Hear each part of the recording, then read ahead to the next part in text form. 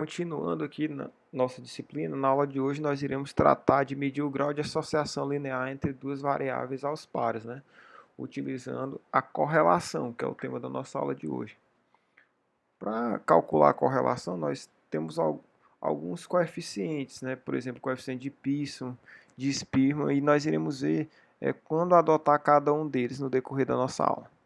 Então, o coeficiente de correlação de Pearson, aqui iniciando, ele quantifica o grau de associação entre pares de variáveis aleatórias contínuas, né? E nós temos essa forma aqui de obtenção do valor, mas nós iremos fazer isso aqui no R. Para isso nós iremos adotar aqui o banco de dados, né, do professor Anderson. Então aqui o banco de dados que nós já conhecemos, chamado Solo.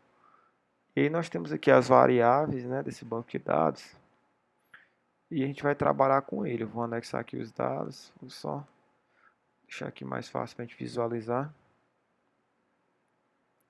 Pronto. O que é que nós iremos fazer? Nós iremos calcular a correlação entre as variáveis US e DS, utilizando o método de Pearson. Então, esse é o comando para você obter a correlação, né? Eu nem testei aqui, ó.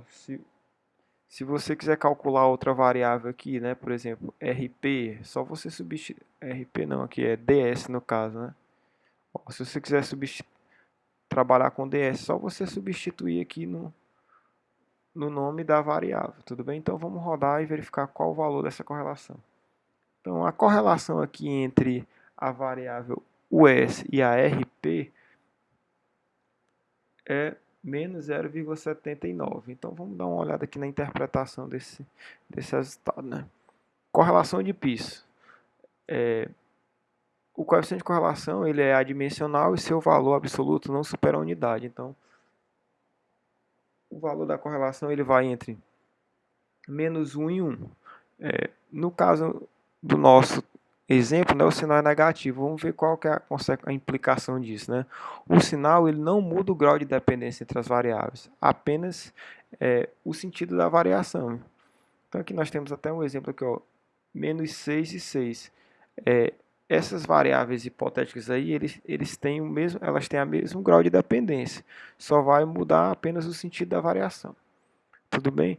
Outra coisa que nós deveremos tratar quando a gente trabalha com correlação é o seguinte, que o coeficiente de correlação igual a zero ele não implica na falta de relação entre as variáveis, apenas reflete a ausência de relação linear, certo? Então, como é que a gente testa se a correlação é igual ou diferente de zero? A gente testa aqui pelo teste T de student, né? Aí nossa hipótese da nulidade é que a correlação é zero, né? E a nossa hipótese alternativa é que ela difere de zero. Vamos aplicar, né, esse teste aqui, ó, esse teste T, utilizando o R. Como é que nós fazemos isso? A gente aplica esse comando aqui, ó, teste de significância da correlação, ó, cor.teste, né, e eu informo as variáveis que eu estou trabalhando. Vamos verificar então, ó, se essa correlação aqui, ó, menos 0,79, ela é significativa ou não. Rodamos aqui, o que é que a gente observa? Ó? É verdade, né, que essa correlação não é igual a zero, ou seja, nós rejeitamos a hipótese da nulidade, né? Então essa correlação ela difere significativamente de zero, certo? Então, passada essa parte de verificar como obter o valor da correlação e do teste de significância, a gente pode passar aqui para outras situações de correlação, correlações não paramétricas.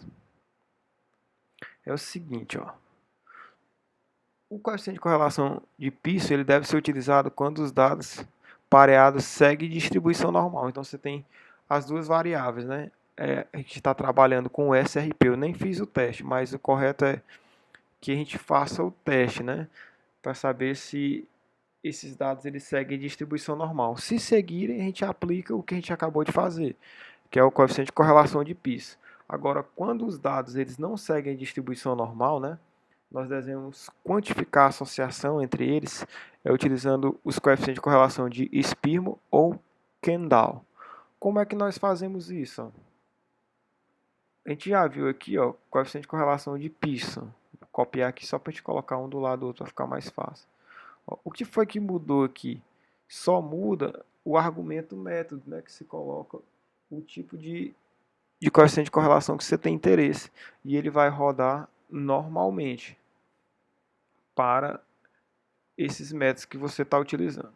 Tudo bem? Então, quando essas variáveis não seguem distribuição normal, você tem que utilizar o de Spearman ou Kendall. Se seguir, você pode utilizar o de Pearson.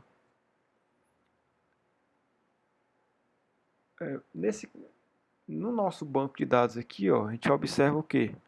Nós observamos o seguinte, que a gente tem várias variáveis, né? A gente só fez um par de variável. Caso nós tenhamos interesse de fazer o cálculo dessa correlação para vários pares, né, simultaneamente, a gente pode utilizar esse comando aqui, ó. Eu coloquei -7 só para poder excluir essa coluna aqui da camada, ó. 1, 2, 3, 4, 5, 6. A coluna 7 eu não tinha interesse de fazer o cálculo, então eu removi do banco de dados que eu vou rodar. Então eu rodei aqui, vamos verificar. Então aqui a gente tem, ó, o S, a correlação entre o S, DS, o S e RP, que a gente já tinha feito anteriormente, e assim por diante. Se você quiser arredondar o número de casas decimais após a vírgula, você pode utilizar esse comando aqui, ó, round, né, e informar aqui seu banco de dados. Então, ó, ele faz a aproximação. Tudo bem? Então, aqui ó, são as correlações. Mas vamos supor que você quer representar essa matriz aqui de forma gráfica, para poder ficar melhor de colocar no seu trabalho. Então, para isso, a gente vai utilizar esse pacote aqui, ó, CorePlot, né? Eu já tenho ele instalado, eu vou somente carregar aqui, ó. Carreguei o pacote, então eu vou agora fazer o que? Eu vou representar essa matriz aqui de forma gráfica, ó. Vamos verificar aqui. Pronto, aqui nós temos nossa matriz de forma gráfica. O que for mais azul é que tem correlação mais próximo de 1 positivo, o que for mais vermelho tem a correlação mais próximo de -1. Então vamos só verificar aqui, ó. Por exemplo, o S e a argila é vermelho claro, então é a correlação baixa, né? Vamos verificar aqui, ó. E negativa, né? Porque é vermelho, ó. -0,39. Vamos verificar aqui uma azul aqui pra gente ver, ó. Essa aqui, ó, DS e RP azul, né, ó. DS e RP, DS e RP, ó. Azul porque é positiva, né, e próximo de azul escuro porque ela é alta. Tudo bem? Então a interpretação desse gráfico aqui da matriz de correlação se dá dessa forma.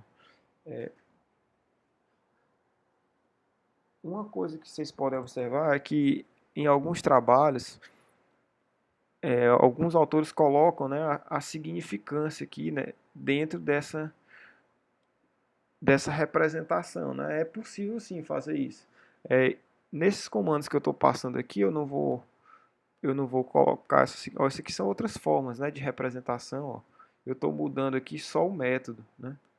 Que, ó, se eu mudar o método aqui, ó, nesses comandos, ele vai me dando outras formas de correlação, tudo bem? Então vamos voltar aqui para a primeira.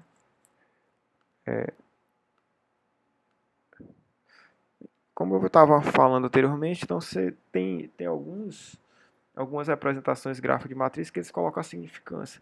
Por que eu não me preocupei tanto em colocar isso? Por causa dessa informação aqui do livro do professor Dias e Barros. Né?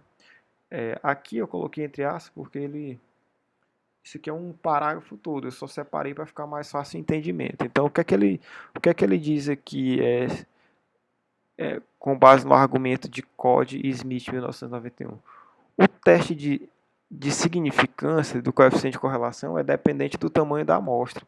A gente vê aqui, ó, isso aqui diz respeito ao tamanho da amostra. Então, o teste de significância, né, se você for olhar lá na fórmula, ele é dependente do tamanho amostral. Logo, Um conjunto de dados pareados pode apresentar coeficiente de correlação significativo mesmo que tal coeficiente seja de baixa magnitude. Por exemplo, vamos aqui, ó. Assim, por exemplo, com dados pareados, com 10 dados pareados, valores de correlação acima de 0,63, eles são significativos a 5% de probabilidade.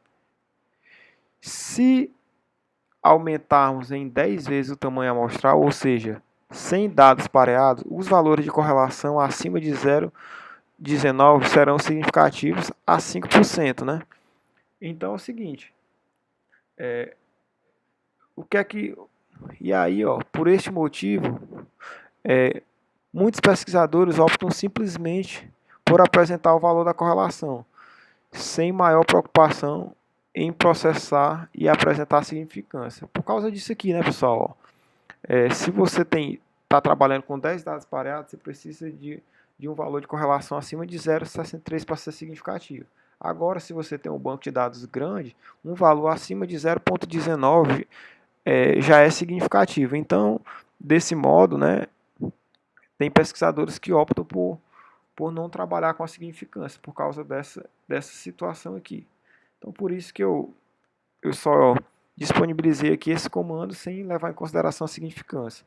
Mas é muito tranquilo de a gente encontrar na internet materiais com isso. Por exemplo, se você colocar aqui no Google, no rgraph, você vai ter esse aqui, ó, drgraph, galeria no caso, né? Então, se você clica aqui, ó, vai aparecer essa página aqui. E aí você tem, nós vamos pegar aqui o correlograma, mas você tem vários outros tipos de gráfico. Você pode fazer, ó, histograma, gráfico de densidade. Vou mostrar aqui rapidinho, ó.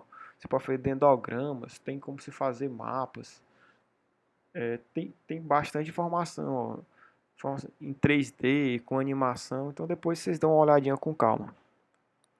Eu cliquei aqui, ó, em correlograma, e aí eu tenho aqui, ó, os possíveis gráficos, né? Ó, tem vários tipos de gráficos aqui, ó, que você pode fazer, levando em consideração a significância aqui, ó. Tudo bem? Então, eu vou clicar nesse aqui só para a gente ver como é que funciona essa página. Se eu clicar aqui, vai abrir o gráfico que eu tenho interesse. E aí ele me informa aqui, ó, os pacotes que ele vai utilizar, o banco de dados, os argumentos aqui para coloração, né?